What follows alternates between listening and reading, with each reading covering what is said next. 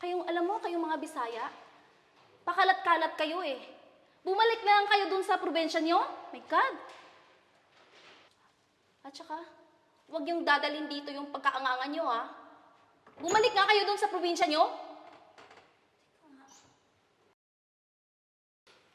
As in, napaka-feeling niya. Kala niya naman, type ko siya. Kadiri. Ang harsh mo, girl. Talaga naman.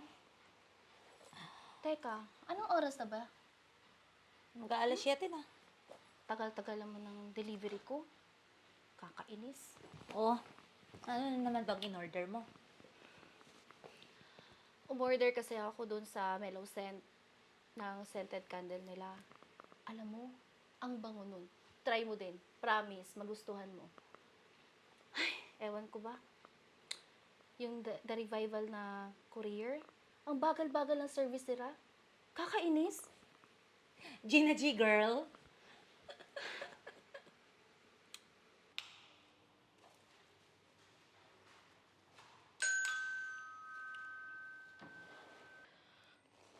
Hi, ma'am. The Revival Courier Delivery po.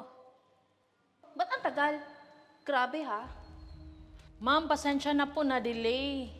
Whatever. So, how much? Ma'am, 1,500 po lahat. Okay. Here, debit card. Ma'am, Bingi ka ba? O sadyang hindi mo lang alam yung debit card? Ha? wala po ba kayong cash dyan? Kasi po, Cash? I don't have cash. What do you think of me, old school? Hello? ma'am, kasi po wala po akong dalang card machine. Wala akong pakialam. Bad service ka na nga, late ka pa. Oh my God.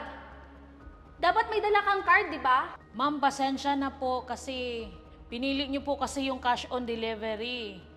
Pwede naman po card pero online po ang payment. Sorry po talaga, ma'am. Super late ka na nga, wala ka pang dala, hindi pa kayo natanggap ng debit card. Ano to?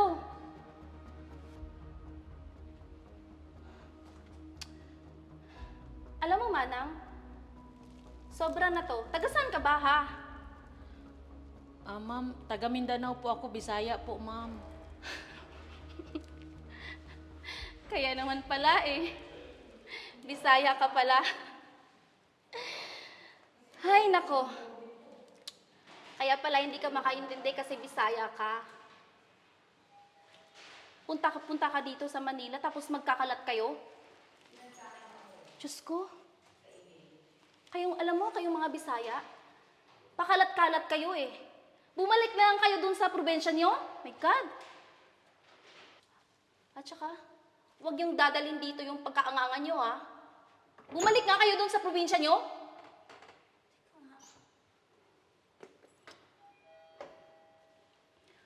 Bisaya ka kasi. Ano ba yan, girl?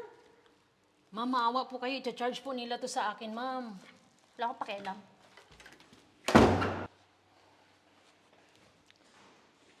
Sa ako na lang mani, uy. Mag-birthday pa naman akong anak. I-charge jud din nila sa kuha. Problema jud ni ba, dako ra ba kaayo na kantidad?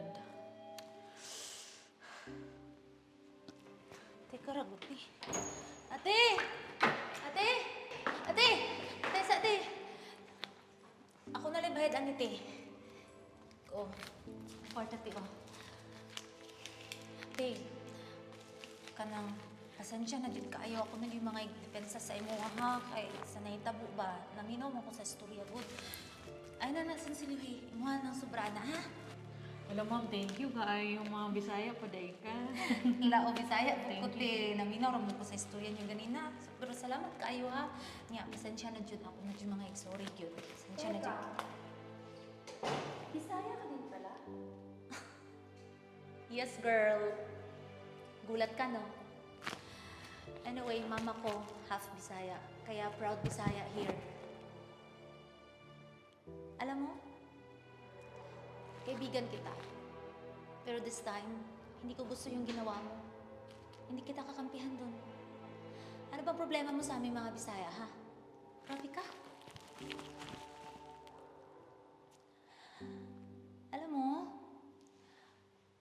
wala yan sa lugar o sa probinsyang pinanggalingan ng isang tao. Nasa pag-uugali yan, girl. Kagaya mo. Yung ugali mo wala sa lugar eh. Hindi na tama. Tsaka ba't ang laki ng galit mo sa aming mga Bisaya? Grabe ka! But anyway, ito oh, order mo yan, di ba? Binayaran ko na din yan kay ate. Di ba kaganahag mga Bisaya, di ba? Di po may mamugos, oy. Imuha na na. Nya mag-iaihay na ta karon. Magkalimtanay na ta. Bye, kaday.